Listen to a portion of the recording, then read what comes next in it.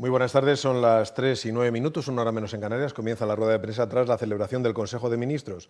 Comparecen la ministra portavoz y ministra de Hacienda, María Jesús Montero, el ministro de Sanidad, Salvador Illa, y el ministro de Cultura y Deportes, José Manuel Rodríguez Uribes. Ministra portavoz, buenas tardes. Muchas gracias, Miguel Ángel, y buenas tardes a todos y a todas. Y como ha dicho el secretario de Comunicación, posteriormente le pasaré la palabra al ministro de Cultura, que va a detallar las medidas que hemos adoptado para un importante sector que está sufriendo mucho durante esta pandemia y esta crisis económica que la acompaña, y también el ministro de Sanidad, que les dará la última hora. Antes de entrar en el detalle de los temas abordados en el Consejo de Ministros, solo destacar que la mejora de los datos a nivel epidemiológico y sanitario de esta última semana no son fruto de la casualidad, sino que es consecuencia clara, y lo queremos agradecer, del compromiso colectivo de la sociedad española. En este esfuerzo, en la disciplina, en el confinamiento, en el cumplimiento de las medidas de protección e higiene, estas cuestiones son las que realmente están consiguiendo frenar al virus y también hacer que nuestros profesionales sanitarios puedan hacerle frente en mejores condiciones. Este era un primer paso imprescindible, pero todavía tenemos que consolidar estos resultados para no dar pasos atrás. Todos somos conscientes, y creo que cada día más, de que no disponemos aún de una vacuna o de un tratamiento eficaz, y por tanto lo único que tenemos para poder frenar este virus es continuar con el camino que hemos iniciado. Debemos avanzar en la desescalada por fases para ganar de forma progresiva espacios de movilidad y también de actividad. Tenemos que seguir extremando las precauciones para garantizar la seguridad de todas y también reforzar las capacidades estratégicas del sistema sanitario. Y nadie puede sustituirnos en nuestra responsabilidad individual, y por ello apelamos de nuevo al conjunto de la sociedad española para mantener las debidas precauciones. Y también, del mismo modo, nadie puede exigirnos que pongamos en riesgo lo que con tanto esfuerzo hemos conseguido en esta semana. Llegar hasta aquí, los ciudadanos lo sabéis bien, nos ha costado mucho y lo podemos echar por tierra si nos precipitamos o no hacemos caso de las recomendaciones de los expertos. Hoy, de hecho, hemos aprobado una nueva petición de prórroga del estado de alarma que vamos a someter a la preceptiva autorización del del Congreso de los Diputados en el día de mañana, y el ministro Illa posteriormente dará detalle sobre la misma. Solo decir que hoy por hoy esta prórroga del estado de alarma sigue siendo una herramienta imprescindible y necesaria para los responsables sanitarios. De otro lado, también quiero decir que el Consejo de Ministros ha aprobado un Real Decreto Ley para apoyar y defender al sector cultural, que, como también les he comentado, el ministro de Cultura le va a poder detallar. Asimismo, hemos aprobado un tercer tramo de las líneas de avales del ICO, que, como saben, podrán llegar hasta los 100.000 millones de euros. En concreto, este tercer tramo va a contar con 24.500 que se van a distribuir de la siguiente forma. Se liberan 20.000 millones de euros para avales a empresas, en concreto 10.000 se reservan para pymes y autónomos y otros 10.000 millones para el resto de empresas. Quiero destacar que este acuerdo señala de forma expresa que las entidades bancarias no podrán cargar ningún coste financiero sobre los importes no dispuestos por el cliente. Y así estamos dando respuesta a las quejas de algunas empresas que denunciaban algunas cuestiones y que vamos sujetando a una vigilancia, a un seguimiento y posteriormente aprobando en cada tramo que se libera las cuestiones que tenemos que reforzar. Asimismo, el acuerdo establece un tramo de 4.000 millones para avalar las emisiones de pagarés de empresas no financieras que operan en el mercado alternativo de renta fija. Entre las condiciones para acceder a este aval se establece la obligación de que las empresas tengan la sede social en España. Y, de hecho, en la exposición de motivos se hace mención expresa a esta cuestión, y fundamentalmente para evitar que puedan acceder compañías con sedes en paraísos fiscales que puedan beneficiarse de estos avales o que los fondos públicos puedan utilizarse para repartir dividendos. Por último, el acuerdo habilita un tramo de 500 millones para CERSA, la compañía estatal de refianzamiento. Esta partida va a permitir reforzar una labor que ya viene desarrollando CERSA en apoyo a las empresas. Hasta la fecha, el Estado ha desbloqueado 64.500 millones de euros de la línea de avales, la mayor parte reservada para pymes y autónomos. Por tanto, la prioridad de que este sector de nuestro tejido productivo se pudiera proteger está teniendo su resultado en el acceso que están teniendo a las líneas de liquidez. Darles un dato, el pasado lunes se cerraron ya 269.843 operaciones y el 98% ha sido para pymes y autónomos. Por tanto, el Estado ha avalado ya 27.510 millones de euros y ha inyectado 36.190 millones para este sector tan importante para nuestra economía. En otro orden de cosas, el Consejo de Ministros ha aprobado un Real Decreto Legislativo que, como saben, es una habilitación que las Cortes dan al Gobierno para refundir en un solo texto las numerosas modificaciones que se habían aprobado a la ley concursal. En total, desde su aprobación en 2003, esta ley ya había sufrido 28 modificaciones que recogían adaptaciones a la crisis económica desde el año 2008 y, por tanto, había abundante normativa de la Unión Europea en materia concursal y también una prolija desarrollo de la misma que obligaba o que exigía a plantear este decreto legislativo.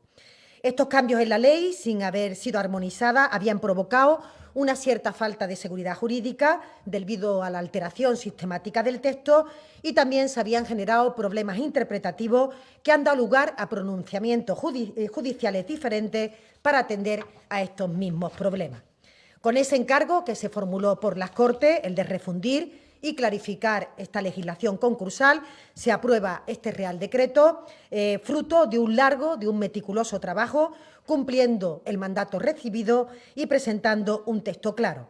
De hecho, este texto va a ser la base para incorporar en el futuro inmediato modificaciones en materia de transposición de directivas y también otras reformas normativas que se pudieran precisar a tenor de las consecuencias económicas derivadas de la pandemia del COVID-19.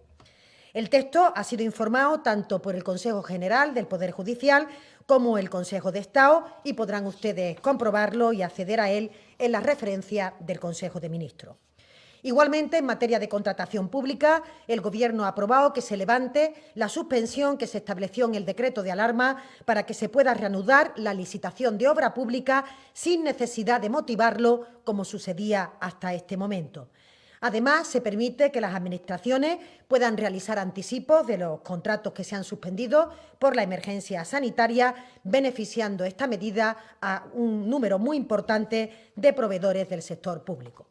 Igualmente, también el Consejo de Ministros ha aprobado derogar el sistema de horquilla para precios públicos de matriculación en enseñanza universitaria. Yo creo que recuerdan que entre 2011 y 2019 este sistema, que se modificó por una normativa del Gobierno del señor Rajoy, provocó que se aumentara un 17% el precio medio del crédito universitario, de forma que se perjudicó seriamente a los estudiantes, mucho más a los que eran económicamente más vulnerables. El precio máximo a partir de ahora de esta matriculación se va a fijar en diálogo con todas las comunidades autónomas. Y, de hecho, el objetivo del Gobierno es reducir este primer año la tasa de primera matrícula de grado para poder bajar progresivamente el resto de las tasas y también las de grado y de máster. Ambas cuestiones, contratación pública y universidades, se han incorporado al Real Decreto Ley de Cultura. Y, por último, con motivo del Día de Homenaje a los españoles deportados y fallecidos en Mauthausen y en otros campos, y a todas las víctimas del nazismo en España, un día que se celebra justamente hoy, 5 de mayo, el Consejo de Ministros ha aprobado una declaración institucional en la que expresa el reconocimiento por el legado democrático y ético que han dejado a nuestro país los españoles deportados a los campos nazis. El Gobierno de España quiere reafirmar así su compromiso insoslayable para reivindicar y promover la vigencia de su memoria y de su lucha por las libertades y la democracia, garantizando también que tenga la presencia que merece entre las generaciones venideras. La conmemoración de este día 5 de mayo, que justamente coincide con el 75 aniversario de la liberación del campo de Mauthausen, fue instaurada el 29 de abril de 2019 tras su aprobación en el Consejo de Ministros. Con la instauración de este día se pretende honrar la memoria de los españoles y españolas y reconocer el lugar que les corresponde en la historia democrática por su compromiso justamente con la democracia y con la libertad del conjunto de España, pero también del conjunto de los países del mundo. Y sin más, doy la palabra, en primer lugar, al ministro de Sanidad, Salvador Illa. Muchas gracias, ministra. Buenas tardes. Quería compartir con ustedes tres cuestiones. En primer lugar, como hago siempre, una breve valoración de las cifras que hemos dado a conocer esta mañana. Hoy hemos sabido que hemos tenido 867 nuevas personas contagiadas, significa un incremento del 0,40% respecto a los casos que tenemos en nuestro país. Hemos de lamentar el fallecimiento en las últimas horas de 185 personas, a cuyos allegados y familiares les expresamos nuestras más cálidas condolencias, y hemos de celebrar que 2.143 personas han superado ya la infección y aparecen, por tanto, como personas recuperadas. Saben ustedes que cada semana tenemos un objetivo fijado. Saben ustedes que al inicio de esta semana, que es la octava ya desde que decretamos el estado de alarma, el objetivo que hemos fijado es de tener incrementos de nuevos contagiados por debajo del 1%. Las cifras que vamos conociendo van siendo consistentes con este objetivo que nos hemos fijado para esta semana y que vamos a poner todo el empeño para cumplir. Recordar también que empezamos el estado de alarma con incrementos de contagios de alrededor del 35% diarios. Estamos hoy en el 0,40%. El estado de alarma, por tanto, ha funcionado. Y quería enlazar la segunda cuestión, que es justamente una reflexión sobre el estado de alarma, que tiene que empezar recordando el carácter de pandemia global del coronavirus. Esto es una pandemia global que afecta más a aquellas economías desarrolladas con más tráfico de personas, como son Estados Unidos, Francia, Italia, el Reino Unido o España. Aquellos que más tráfico de personas tenemos, de economías avanzadas, pues somos los que más padecemos los efectos de esta pandemia. Y estos países, los más afectados, todos estos países, sin excepción, se han proveído de instrumentos similares o idénticos al decreto de estado de alarma, tanto en la fase de escalada o confinamiento como en la fase de desescalada o transición a una nueva normalidad. Todos estos países, sin excepción, han utilizado instrumentos o similares o idénticos al decreto de estado de alarma en las dos fases, escalada y desescalada. Hay un conjunto de razones de tipo sanitario, de tipo civil o de tipo social que avalan esta decisión que han tomado España también, todos estos países. Las sanitarias las conocen ustedes perfectamente, el principio de cautela y precaución que ha sido la hoja de ruta desde el minuto cero del Gobierno de España. Primero la salud, en una pandemia de este tipo, lo primero es la salud, que no hay que confrontarla ni con la economía ni con la política. Lo primero es la salud. Sin salud no podemos abordar otras cuestiones. Y el éxito del estado de alarma justamente ha residido también en la existencia de unas reglas comunes, es lo que nos posibilita el estado de alarma de poner en práctica, unas reglas comunes que nos han permitido entrar juntos con medidas de confinamiento muy drásticas, que se han cumplido con ejemplaridad y que nos van a permitir salir juntos con flexibilidad en atención al distinto desarrollo de la epidemia en distintas partes de nuestro territorio. Unas reglas comunes que nos garantizan, en definitiva, poder controlar la pandemia en nuestro país. También razones de tipo civil. Saben ustedes que el vector principal de contagio es la movilidad, que hay que limitar, y para limitarla en la fase ya de desescalada al interior de la provincia o de la unidad territorial que acordemos con las comunidades autónomas, es imprescindible tener un instrumento que nos permita limitar la movilidad. O razones sociales, me estoy refiriendo al conjunto de medidas que constituyen este escudo social, esta red de seguridad que va aparejada al mantenimiento del decreto de estado de alarma. Por lo tanto, el estado de alarma ha funcionado, 35% a 0,40% de incremento, y no es momento, créanme, de apostar por experimentos, cuando tenemos una cosa que ya se ha visto que está funcionando. Vamos a entrar en una etapa, estamos entrando en una etapa de transición donde para controlar la epidemia vamos a seguir trabajando conjuntamente con el conjunto de administraciones públicas, reforzando los mecanismos de gobernanza y, naturalmente, vamos a seguir requiriendo y necesitando la colaboración de toda la ciudadanía española que tan ejemplarmente durante estas 7 semanas, estamos ya en la octava, ha respetado y ha cumplido estas normas que hemos ido dictando. Justamente entro ya a la tercera cuestión, que es referirles el decreto de estado de alarma que hoy ha aprobado el Consejo de Ministros y que mañana el presidente del Gobierno va a someter a la consideración del Congreso de los Diputados, la solicitud de una prórroga adicional de 15 días más, empezaría el 10 de mayo y estaría vigente de concederse esta nueva prórroga que el Gobierno va a solicitar hasta las 0 horas del día 24 de mayo. El decreto de alarma que se va a solicitar está en los mismos términos, se producen los mismos términos de los decretos de alarma que hemos ido conociendo y que el Congreso ha ido autorizando que se prorrogaran, con la única cuestión de que adaptamos ese decreto de alarma a esta nueva etapa que vamos a empezar, que es la etapa de desescalado, este plan de desescalado que ustedes conocen y que también aprobamos en el Consejo de Ministros el martes pasado y dimos a conocer al conjunto de la ciudadanía. Por tanto, refuerza todos los mecanismos de gobernanza y el Gobierno, en este decreto de estado de alarma, que mañana el presidente del Gobierno someterá a la consideración del Congreso de los Diputados, pone en valor la participación de las comunidades autónomas y de las ciudades autónomas de Ceuta y Melilla con arreglo a los principios de cooperación y colaboración que han sido la guía y seguirán siendo, en esta fase desescalada, la guía de actuación del Gobierno. Es imprescindible, a juicio de quien les habla, mantener un instrumento que ha funcionado también vigente en esta etapa tan compleja, tan difícil, sin manual de instrucciones conocido cuál es la etapa de desescalado. Y quiero terminar con una referencia muy pertinente, si me permiten, recordando que hoy es el Día Internacional de la Higiene de Manos y recordándoles a todos ustedes lo importante que es tener una higiene de manos constante, con lavado frecuente de las mismas, como una pauta de conducta ya en toda la etapa, no solo de desescalado, sino de nueva normalidad, hasta que no erradiquemos, gracias a una terapia o gracias a una vacuna, definitivamente el virus. Un virus, repito, al que, insisto, al que no hay que perderle nunca el respeto. Muchas gracias, ministra. Muchas gracias, ministro. Y a continuación paso la palabra al ministro de Cultura, José Manuel Rodríguez Uribe. Muchas gracias, ministro. Bueno, comparezco ante ustedes para dar cuenta del decreto que hemos aprobado hoy en el Consejo de Ministros, un decreto de apoyo a la cultura.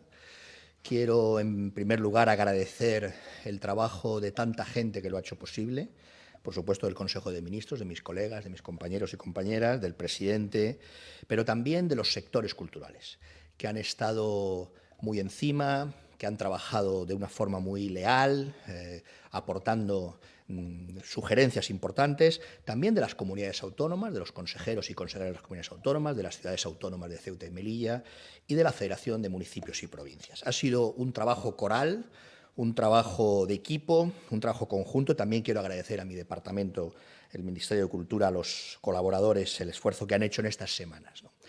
Es un decreto muy pensado, un decreto que además, a mi juicio, es justo, tiene todas las dimensiones que debe tener para proteger a un sector fundamental de nuestro país, para proteger no solo desde el punto de vista industrial, también desde el punto de vista de los valores y del significado que tiene en el Estado social y democrático de derecho, y es un decreto que responde, si me lo permiten, lo puedo explicar así, a tres grandes principios. En primer lugar, a esa idea que ha acuñado el presidente del Gobierno y que todos los ministros nos hemos tomado en serio, de que nadie se quede atrás en esta crisis. En segundo lugar, a un trabajo previo que tiene que ver con el análisis del alcance para la cultura de las medidas generales que hemos ido tomando en consejos de ministros pasados, buscando esa solución o esas decisiones que paliaran el daño en el ámbito económico, también en el cultural. Y esa experiencia nos ha permitido también diseñar este decreto.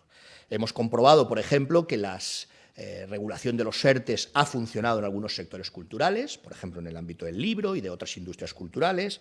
Hemos visto que ha llegado razonablemente las ayudas por cese de actividad a buena parte del sector cultural, no a todo, aunque hemos comprobado también que, por ejemplo, la liquidez no ha llegado con la facilidad que debiera, no por falta de voluntad seguramente, sino por la propia especificidad del sector cultural, ¿no?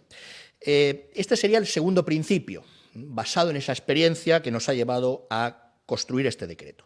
Y el tercero, que me parece tan importante como los otros dos, es que no debemos perder de vista nunca el valor per se de la cultura, el valor en sí mismo de la cultura. No solo como industria cultural de este país, que participa del Producto Interior Bruto, sino también como pilar, como decía antes, del Estado social y democrático de derecho, como fundamento de los valores que conforman la civilización. Recordaba antes la ministra el 75 aniversario de la liberación de los campos de exterminio. La cultura significa todo eso también, significa la ética pública que debemos proteger y preservar. Voy a pasar ahora a detallarles sintéticamente el contenido de este decreto. Este decreto recoge 7 grandes bloques de ayudas o de medidas. La primera tiene que ver con la liquidez. Les decía antes que no había llegado la liquidez general al sector de la cultura y hemos decidido dotar a CREA, que es una sociedad de garantía recíproca especializada en el mundo de la cultura, dotarla con 20 millones de euros que van a permitir avalar hasta 780 millones de euros en todos los sectores culturales, en todos. En segundo lugar, hemos también impulsado medidas de protección frente al desempleo en el sector de la cultura. Esta es una vieja demanda que se ha visto agravada en el contexto del coronavirus, que tiene que ver también con el desarrollo y la maduración del Estatuto del Artista, y en donde el Ministerio de Trabajo nos ha hecho una mano y hemos trabajado de la mano para resolver la situación de los trabajadores de la cultura más vulnerables, que está caracterizados por la intermitencia, por la vulnerabilidad, por la precariedad muchas veces en el ámbito de la música o del teatro, de la danza, del circo, del cine, ¿no?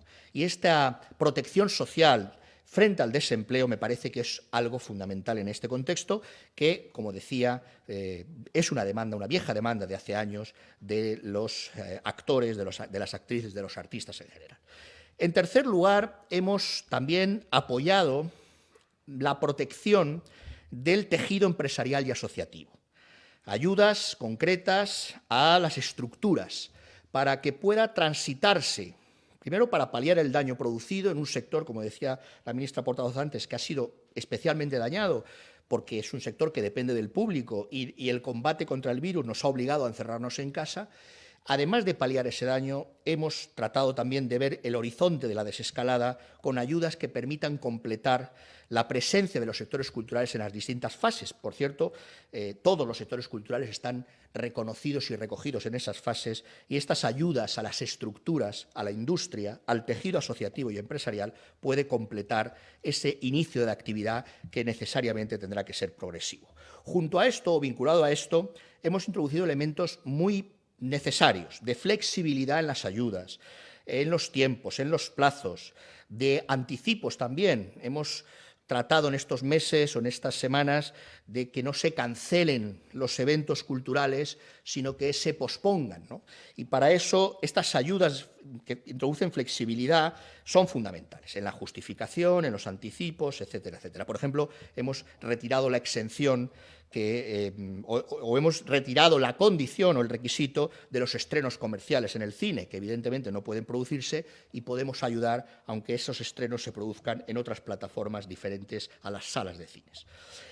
En quinto lugar, hemos introducido en el decreto incentivos fiscales muy pensados, muy meditados y muy oportunos, a nuestro juicio, para este momento en el que estamos viviendo. Además de el que ya hicimos hace semanas o hace días del IVA en el ebook, en el libro electrónico, al 4%, bajándolo al 4%, hemos añadido unos incentivos fiscales para las producciones y los rodajes, para el cine y el audiovisual, que, como saben, además, van a tener la oportunidad de iniciar sus trabajos con todas las garantías de seguridad y de higiene en la fase 1 de desescalada, con lo cual se combina bien este nuevo inicio de actividad con estos incentivos fiscales en las producciones y en los rodajes, que además es una cuestión que trae causa de un trabajo previo que hicimos pensando en el hub español con los ministerios de Economía, de Hacienda, Ministerio de Hacienda, que además es coproponente de este decreto, industria, exteriores, etcétera. Tiene esa lógica también y me parece que es muy interesante que este decreto recoja esos incentivos en ese ámbito. Y luego en el ámbito del mecenazgo, es otra de las demandas históricas de los sectores culturales, el desarrollo del Estatuto del Artista y el mecenazgo, y ahí también introducimos rebajas interesantes. Por ejemplo, el 5% de los porcentajes, es decir, un 5% más de deducción en los porcentajes por el mecenazgo. Esto, además, en este contexto es fundamental para favorecer la solidaridad privada, la solidaridad de las grandes fortunas y de las no tan grandes en el ámbito cultural. Es una reducción, además, que se produce en todos los sectores del ámbito del mecenazgo. Y luego añadiría dos cosas más. Son importantes, en primer lugar, que el apoyo que se recoge en este decreto es a todos los sectores culturales, al cine, a las artes escénicas, es decir, a la danza, al circo, a la música, al teatro, a las bellas artes y al arte contemporáneo, al libro, a los videojuegos, a las industrias culturales y también al ámbito deportivo en relación con la prórroga de ayudas para nuestros deportistas en forma de becas y de ayudas económicas de cara a Tokio 2021. Y por último, como último contenido en este resumen que hago del decreto que hemos aprobado hoy en Consejo de Ministros de apoyo a la cultura, reconocemos algunas cuestiones importantes mirando también hacia el futuro, mirando hacia el año que viene, en un signo también de esperanza en ese sentido, ¿no?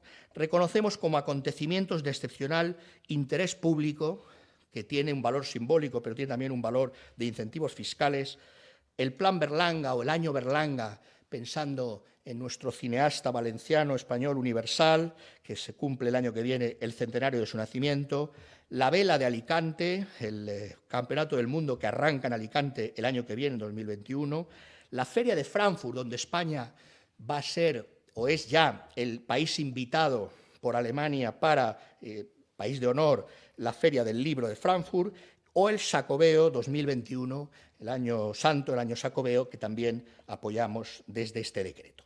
Estos serían los contenidos principales, muy resumidamente.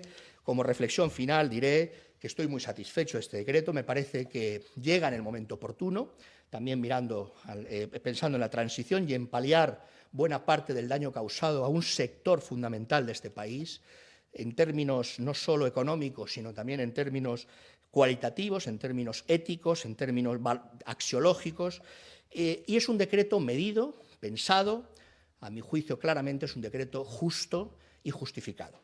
Y, por tanto, solo puedo expresar mi satisfacción, agradecer de nuevo a todas las personas que han trabajado, colectivos, sectores de la cultura, comunidades autónomas y, por supuesto, a mis compañeros del Consejo de Ministros por haber aprobado este decreto tan necesario en este momento de cara a la desescalada que ojalá podamos realizarla con las garantías que merecen estos sectores y que pueda ser reforzada su posición. Nada más y muchas gracias, quedo a disposición. Muchas gracias, ministro. Y si parece, Miguel Ángel, pasamos ya a la ordenación de las preguntas. Estamos a la disposición de los periodistas. No hay rueda de prensa sin preguntas, ministra portavoz. Vamos a ellas. Hay que decir que después de la celebración del Consejo de Ministros, esta rueda de prensa, e inmediatamente después, a las 4 de la tarde, comienza una sesión de control al Gobierno en el Senado, en la que comparece el presidente y los ministros que tienen ustedes delante, con lo cual rogamos concisión en las preguntas, también, ministros, si me permiten, concisión en las respuestas. Vamos a comenzar con Reuters. Micrófonos arriba, compañeros, y citad vuestros nombres. Adelante, Reuters. Hola. Hola, buenas tardes. ¿Qué tal? Belén Carreño, de Reuters. Tengo una pregunta para el ministro Illa y dos para la ministra María Jesús Montero.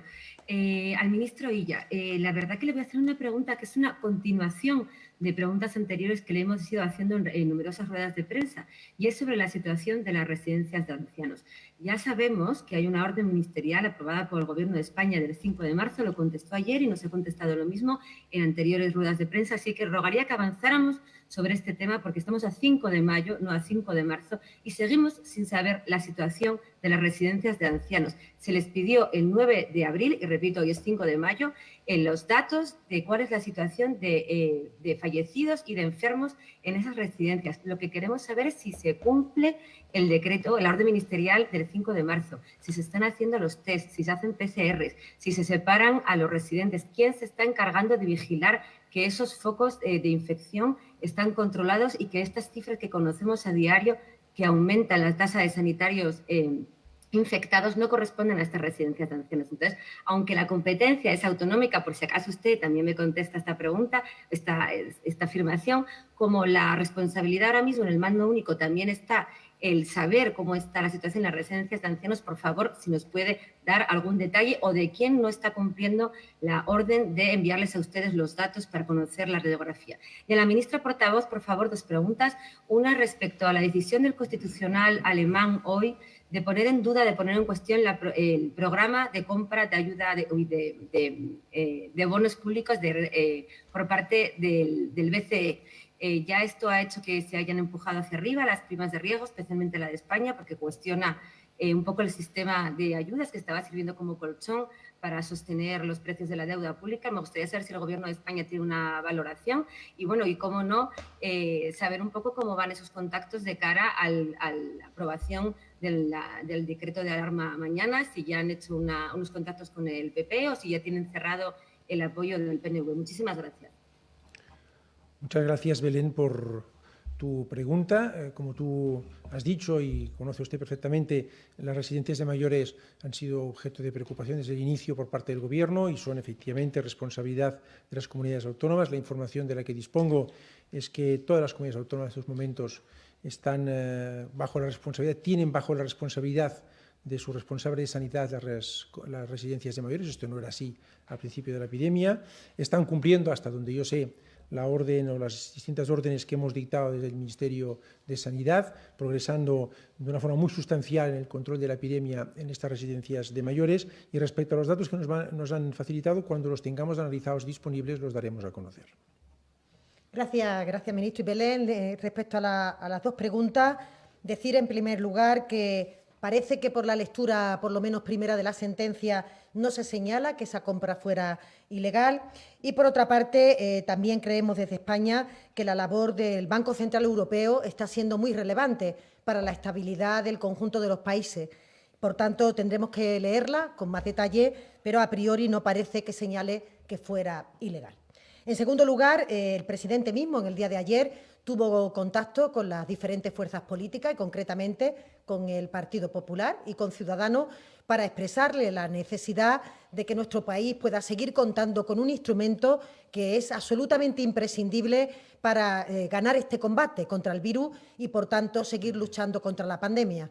El ministro Illa, a lo largo de esta comparecencia, ha explicado los motivos por los que se solicita al Congreso de los Diputados una prórroga del estado de alarma, siendo este el único instrumento constitucional garantista que permite una restricción de la movilidad del conjunto de los ciudadanos con todas las garantías de control por parte del Congreso de los Diputados, y esa reducción de la movilidad, como él mismo ha transmitido, es absolutamente imprescindible para seguir ganando esta batalla contra el virus.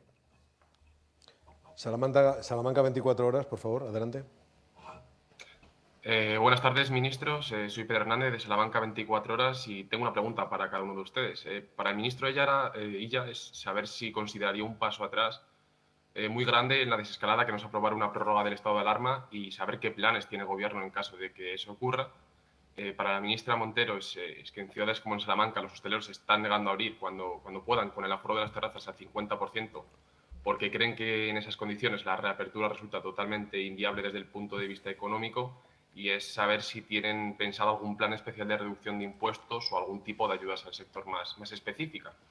Y para el ministro Uribe es recordarle que en mayo es el inicio de multitud de festivales, conciertos y otros eventos al aire libre, como bien sabe usted, que congregan a decenas de miles de personas.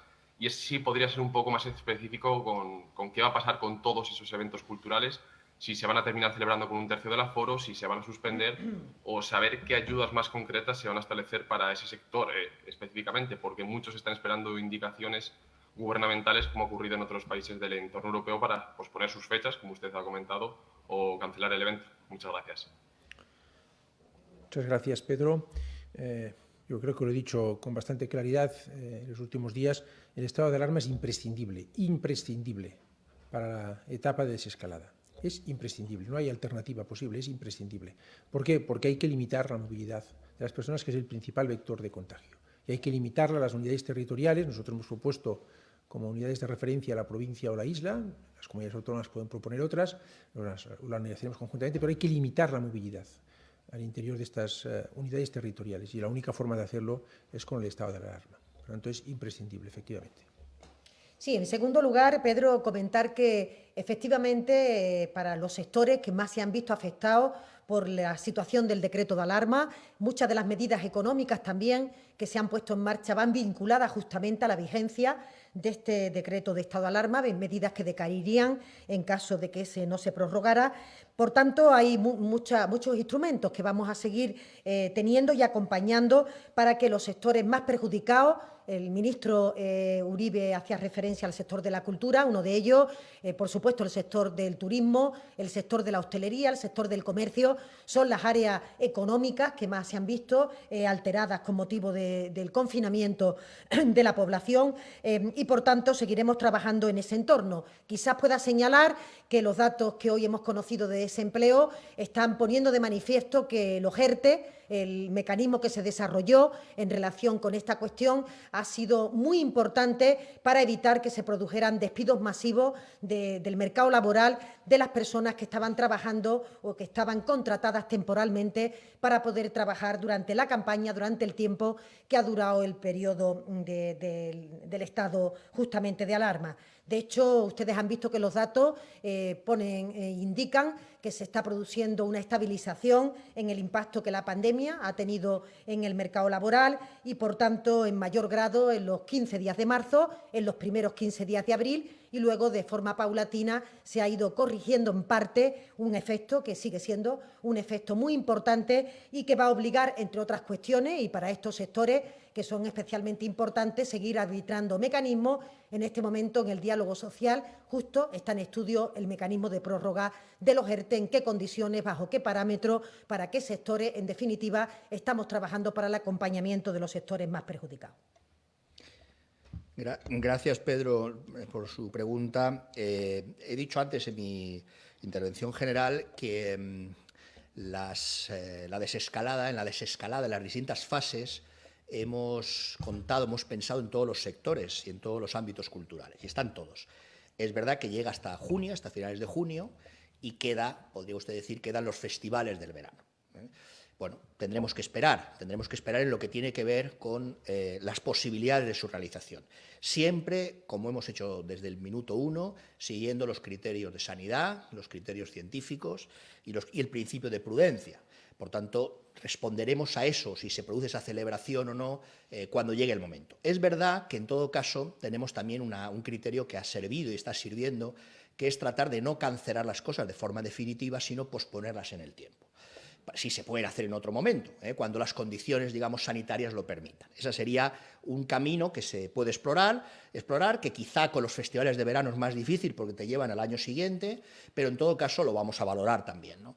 Y también estamos trabajando en otro orden de cosas con el sector de los festivales y con de la música en vivo, etcétera, que en verano es muy importante, y con el Ministerio de Consumo para encontrar también alguna solución equilibrada al tema de la devolución de entradas, de cómo hacemos si se produce ese traslado en el tiempo del festival, para que haya un equilibrio, aunque en última instancia, pues evidentemente el cliente tendrá la última palabra, pero para tratar de proteger también al sector.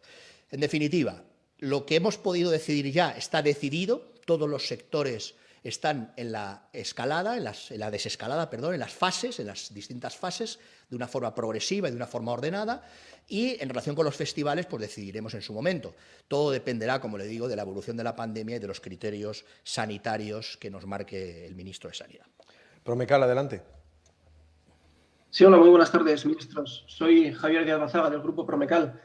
Bueno, mi primera pregunta para el ministro Uribe es si este paquete de medidas orientada a mitigar estos efectos en el sector de la cultura va a ser único y si es así, si va a ser suficiente para evitar los cierres de salas, cines, teatros que no van a alcanzar esa nueva normalidad hasta dentro de mucho tiempo.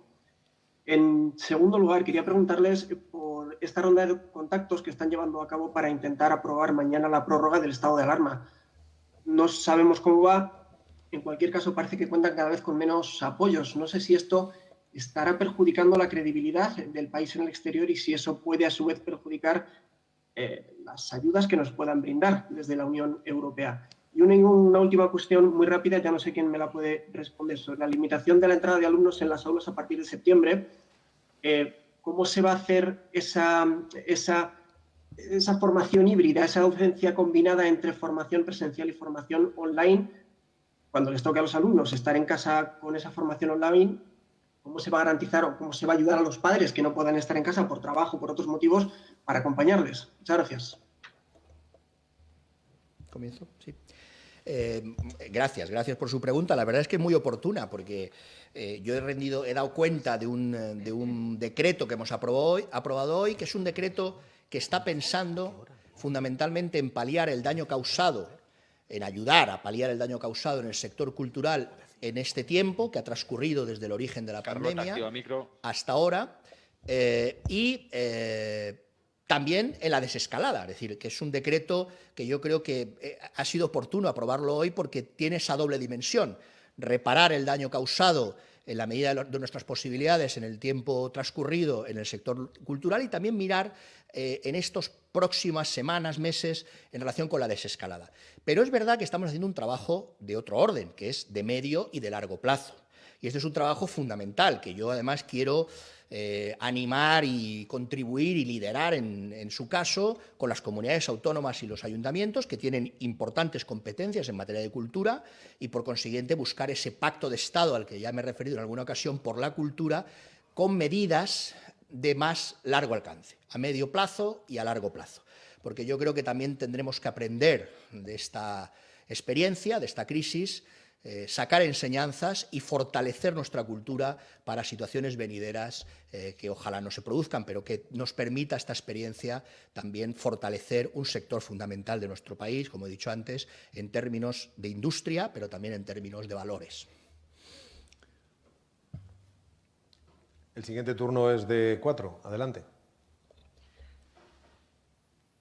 Buenas tardes, ministros. Yo tenía varias preguntas. La primera es, ayer el ministro Ábalos ligó muchísimo, el Gobierno en general está ligando muchísimo los ERTEs por fuerza mayor al estado de alarma. La oposición les exige en bloque que desliguen ese estado de alarma de los ERTEs y otras ayudas económicas. ¿Se plantean hacerlo? Y si no es así, ¿están trabajando ahora ya sí en un plan B para poder ayudar a esos miles de trabajadores que se quedarían en el paro si dejaran de estar activos estos mecanismos? Segundo, haciendo hincapié en la pregunta de mi compañero anterior, los alumnos en el colegio a septiembre. Hoy la ministra ha dicho que solo podrán acudir la mitad si las condiciones sanitarias siguen siendo parecidas ahora. ¿Cómo lo van a hacer? Hay muchos profesores que dicen que es inviable hacer eso. Y tercero, al ministro de Sanidad. Hay a mucha gente que con la subida de las temperaturas les empieza a preocupar muchísimo el tema de las piscinas comunitarias y las piscinas públicas. ¿Está el Ministerio ya trabajando en un protocolo? ¿Se van a poder abrir este verano? Gracias. Sí, muchas gracias, Carlota.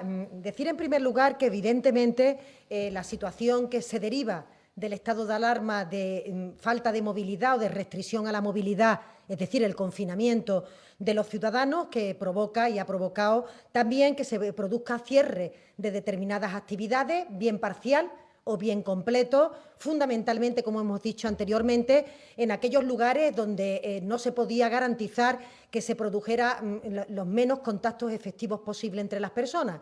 Nos estamos refiriendo al sector del comercio o al sector del turismo, al sector de la hostelería, al sector del ocio, que también congrega número importante de personas y, por tanto, la afectación que se produjo con motivo del estado de alarma, de alguna manera encontró respuesta en una serie de instrumentos, entre ellos los ERTE, que protegían de manera expresa a los trabajadores que estaban contratados en estos sectores y, por otra parte, también ahorraban determinados costes a los empresarios, bien vinculados a las cotizaciones de seguridad social, bien algunos que tienen que ver con los impuestos que tienen que pagar, el aplazamiento también de sus obligaciones fiscales. Es decir, el Gobierno ha desarrollado una batería de medidas que tenían como periodo de vigencia el mismo que tuviera el estado de alarma y, por tanto, si decae el estado de alarma es que de forma automática decaen todos los beneficios en materia económica que esos instrumentos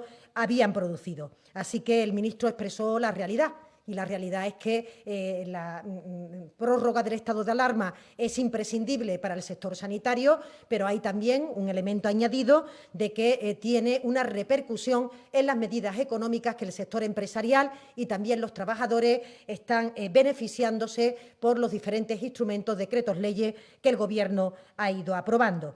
De hecho, comentaba anteriormente que el Gobierno está trabajando en todos los sectores, pero de forma particular está haciendo en el diálogo social pues, conversaciones a propósito de cómo los ERTE se tienen que desarrollar en el futuro. Y es evidente que van vinculados también a la fase de desescalada por la disminución de esa movilidad y, por tanto, también vinculado al estado de alarma que con ella se puede seguir desarrollando.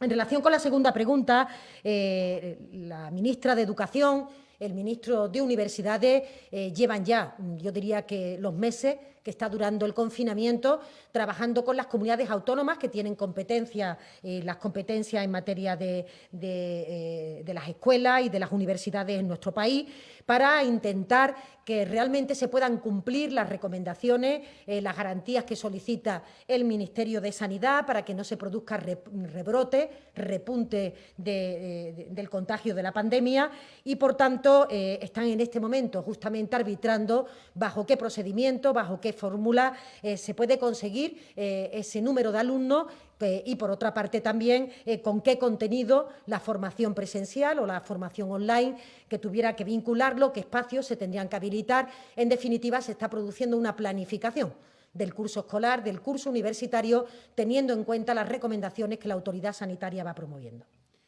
Muy bien, gracias, Carlota, por la pregunta que me ha dirigido. Mire, una respuesta muy breve. Vamos a ir paso a paso, siempre con cautela y con prudencia. Ahora, no, como ustedes saben, no se pueden usar las piscinas comunitarias. Vamos a estudiar, vamos a ir viendo cómo evolucionan las cosas y en su momento daremos indicaciones de si se pueden estudiar y se pueden usar y en qué condiciones. Vamos ahora a OK Diario. Adelante, OK Diario. Sí, buenas tardes, ministros. En primer lugar, dejadme hacer un inciso. El secretario de Estado nos ha recordado que a las 4 tenían que estar en el Pleno. Lo entendemos, nosotros también tenemos que seguirlo, pero en todo caso llevamos desde la 1:15 esperando para estar, desde la 1:30, perdón, esperando para esta rueda de prensa que se ha ido postergando en el tiempo. Entiendo que también respeten nuestros tiempos y que intentemos cada vez más acotar las horarias de salida porque no es una cosa puntual de hoy, sino que es recurrente. Los compañeros me piden, ministro Illa, si nos puede explicar el por qué nos están dando estos datos referentes a las residencias de ancianos, qué ocurre porque no se den, hacía más de un mes que los tenían que tener, y también si nos puede indicar, porque en la desescalada no hay nada que lo indique, cuándo van a poder ver a sus familiares todos los ancianos que están residiendo en las residencias. Para el ministro Uribes, no sé si nos puede concretar cómo va a terminar la temporada de fútbol, si hay algún calendario y si entiende también la preocupación de jugadores como los del Eibar que ponen su salud por delante de jugar, ¿no? Que tienen miedo a volver. Y para la ministra portavoz, altos cargos del PSOE han dicho en más de una ocasión sentir envidia de la situación política en Portugal, del apoyo a la oposición a la gestión del primer ministro Costa. Pocos ministros de su gobierno han hecho autocrítica de su acción, incluso algunos han dado lecciones o ha afirmado ser alumno aventajado. ¿Qué ha hecho mal el gobierno para que no solo la oposición ponga en duda continuar apoyándoles, sino que ya incluso sus propios socios les dejen de lado? ¿Y cómo garantizan acabar la legislatura sin apoyos evidentes y pese a que el presidente dijera que llamaba cada lunes a la oposición, no contando con su opinión, incluso con ataques por parte de los portavoces parlamentarios de los grupos que apoyan al gobierno? Gracias. Muchas gracias, Joan, por tus preguntas. Respecto a la primera, residencias de mayores, me remito a la respuesta que he dado antes. Se han hecho progresos muy importantes por parte de las comunidades autónomas, que son las responsables de las residencias de mayores. Cuando tengamos la información analizada, la daremos a conocer. La desescalada, efectivamente, es muy cautelosa en todos sus aspectos, especialmente con las residencias de mayores. ¿Cuándo podrán visitarse a las personas de residencias de mayores? Cuando se den las condiciones de seguridad. Cuando creamos que se dan las condiciones de seguridad y epidemiológicas, pues autorizaremos, valorándolo conjuntamente con las comunidades autónomas, pasos o medidas de desescalada respecto a estas instalaciones de residencias de mayores. Lo mismo que, gracias por su pregunta, lo mismo que les decía en relación con la desescalada y la cultura, puedo decir también de la desescalada y el deporte.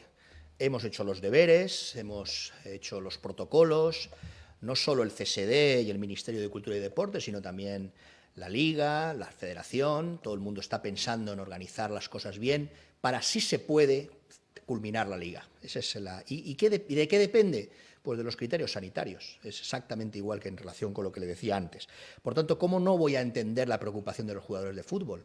Por supuesto, es la que tiene este Gobierno.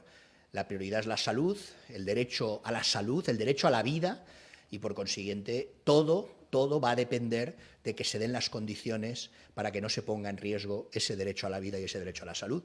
Y, por tanto, se trata de esperar. Pero los deberes están hechos, que es lo importante. El CSD, la Liga, la Federación y el conjunto de federaciones deportivas, no solo el fútbol, están trabajando para marcar el camino y para intentar transitarlo si las condiciones de la epidemia lo permiten.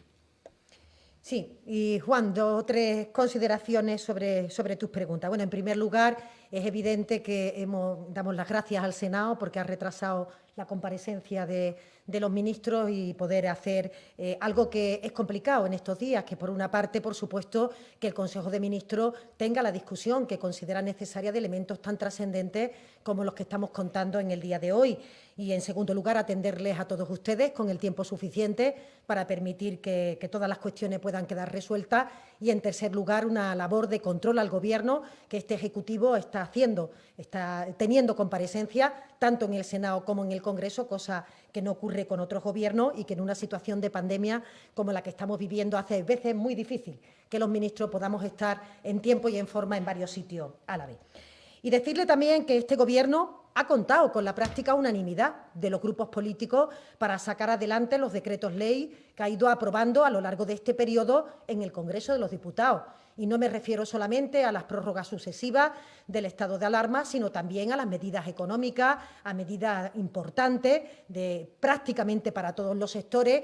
Por tanto, yo diría que han contado con la gran inmensa mayoría de todos los representantes de los españoles en el Congreso de los Diputados. Por tanto, consideramos que todas esas iniciativas han tenido un respaldo mucho más allá de las fuerzas que votaron la investidura.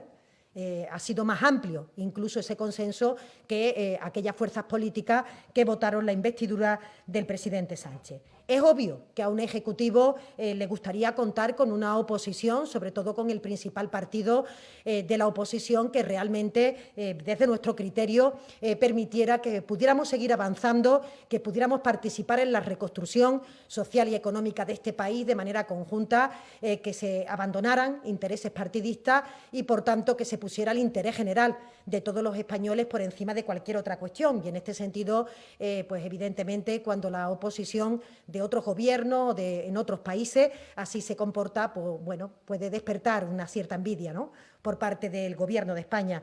Pero para nosotros lo importante, lo fundamental, es que la oposición al completo sabe que se tiende la mano a todas las cuestiones, a toda la crítica constructiva que nos permita seguir avanzando. He dicho anteriormente que el propio presidente tuvo ayer conversación con el principal líder de la oposición para intentar transmitirle la necesaria prórroga del estado de alarma como instrumento imprescindible para que los responsables sanitarios puedan continuar esta lucha contra la pandemia, para no tirar por tierra todo el trabajo hecho durante todo este periodo de confinamiento por todos los españoles, por los millones de españoles, y por tanto ese va a ser nuestro talante, seguir tendiendo la mano e intentar consensuar los máximos apoyos posibles para sacar adelante las iniciativas que consideramos buenas para este país.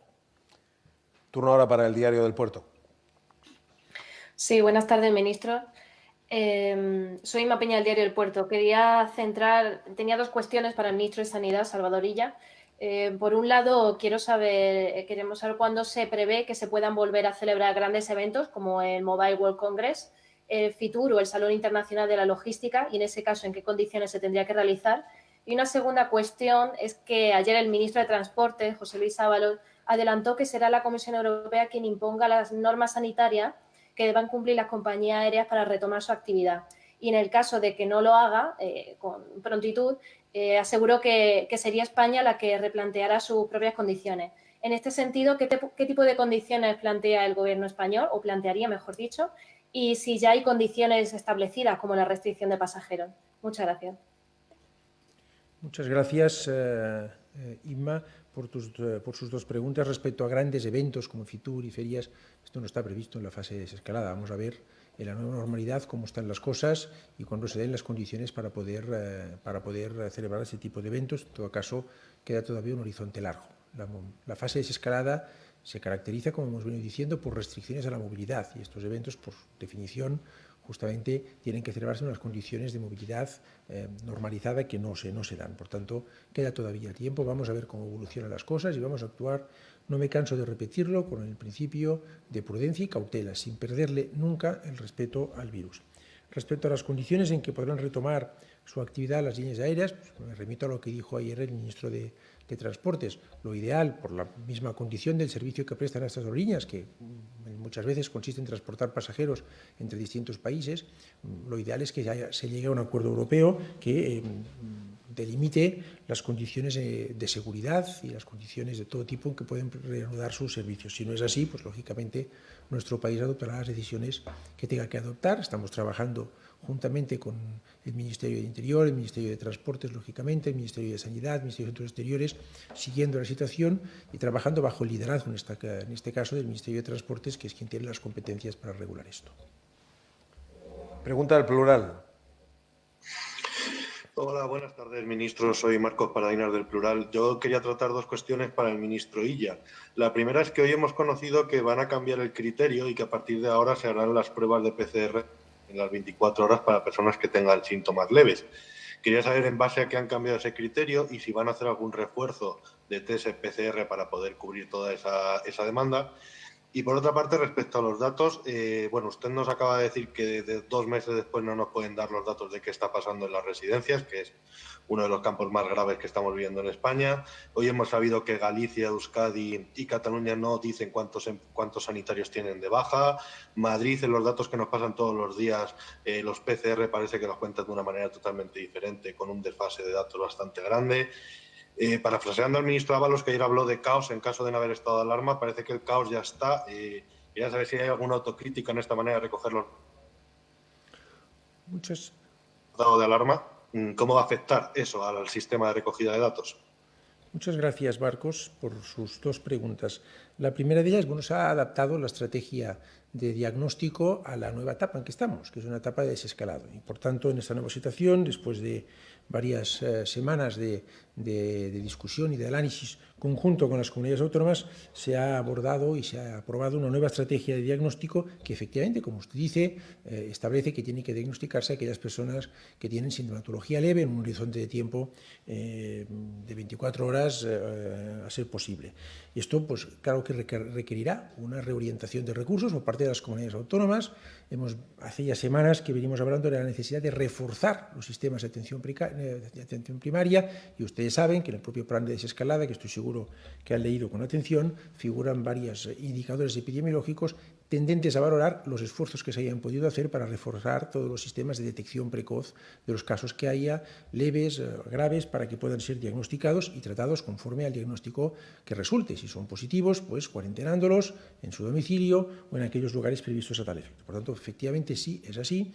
La razón de que se haya cambiado es porque estamos en una fase distinta de trato de epidemia, esa fase de desescalado, y los recursos tendrán que venir de la reorganización que hagan de sus efectivos las comunidades autónomas. Respecto a los datos, no hay ningún caos. Hay total transparencia desde el principio. Permíteme que sea muy claro y muy contundente en este asunto, porque nos va mucho en ello. Hay total transparencia en este asunto y España está a la cabeza de los países más transparentes. Y efectivamente, vamos mejorando la presentación de los datos.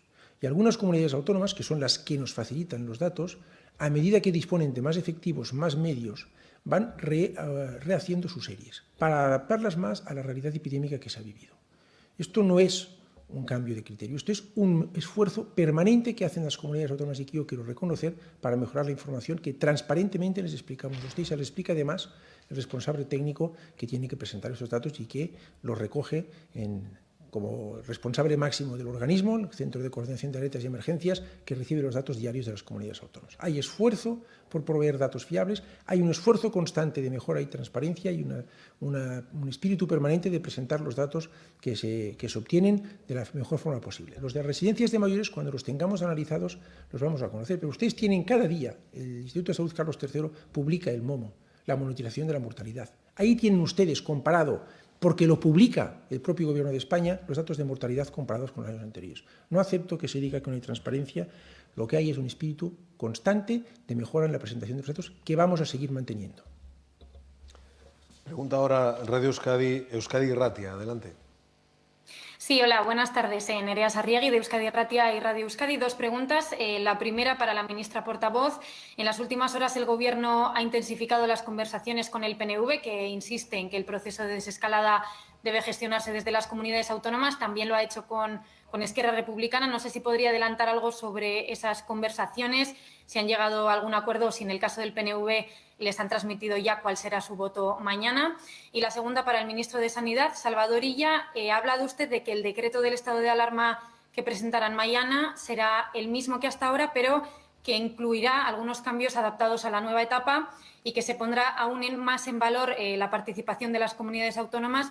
No sé si podría detallar en qué términos va a cambiar esa participación o en qué se concreta esta adaptación. Y una última aclaración, si podría concretar cuándo termina el plazo esta semana para que las comunidades autónomas presenten sus propuestas de cambio de fase. Muchas gracias.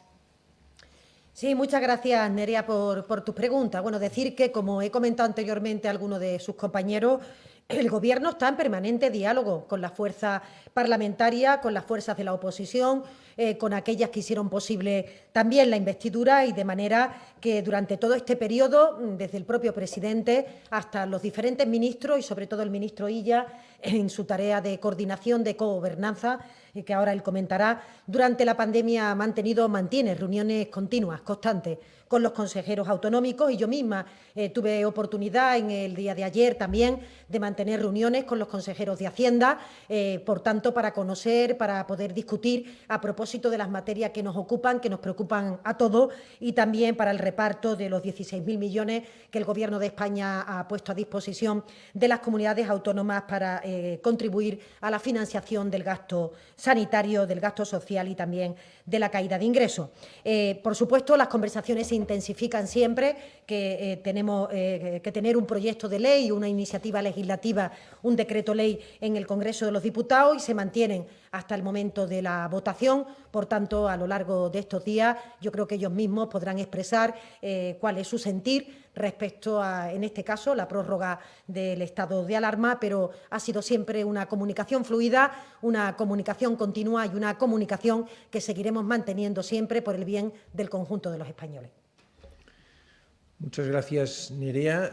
El decreto es la primera prórroga que se pide después de dar a conocer el plan de desescalada, y es el mismo formato de decreto adaptado a la nueva realidad conforme al plan de desescalada que el Gobierno ha presentado, el plan de transición a la nueva normalidad, y por tanto lo que hace es reforzar estas referencias y estos mecanismos de cogobernanza, siempre con arreglo a los principios de cooperación y colaboración que ya han venido funcionando en relación al trabajo conjunto del Gobierno con las comunidades autónomas, y que ahora en esta fase tienen que mantenerse y aún más reforzarse, que es una pretensión que tenemos.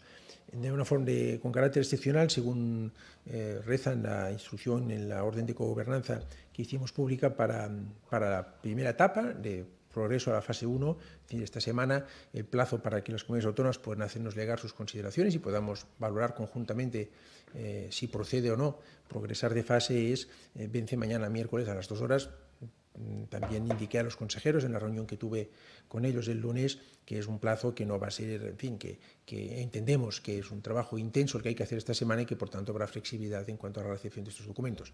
Con carácter general, para posteriores fases, se indica que las peticiones, la documentación, los estudios técnicos en base a los cuales se pretende progresar de fase en cualquier unidad territorial de las comunidades autónomas tienen que llegar con una semana de antelación para que las podamos trabajar y estudiar y valorar conjuntamente. Finalizamos con el turno de redacción médica. Buenas tardes, ministros. Cristina Alcalá, de Redacción Médica. Tenemos dos cuestiones y las dos son para el ministro de Sanidad, Salvador Illa. La primera de ellas, los profesionales de atención primaria dicen que es necesario reforzar las plantillas un 20% para cumplir con la nueva estrategia de diagnóstico y tener los resultados de las PCR en 24 horas. ¿Está ya preparado el Sistema Nacional de Salud para cumplir con esos plazos o se va a reforzar de alguna manera? Y la segunda cuestión es saber el estudio sobre profilaxis en personal sanitario que anunció el Ministerio de Sanidad hace un par de semanas, saber si el Gobierno ha empezado este ensayo y si puede ofrecernos algún tipo de avance. Muchísimas gracias. Muchas gracias, Cristina. Respecto a la primera pregunta que me formula, corresponde efectivamente, a criterio nuestro, hay que reforzar todos los sistemas de atención primaria, en todos los recursos que disponen. Algunas comunidades autónomas ya han venido trabajando de una forma muy eficaz en este sentido, otras están haciendo en estos momentos.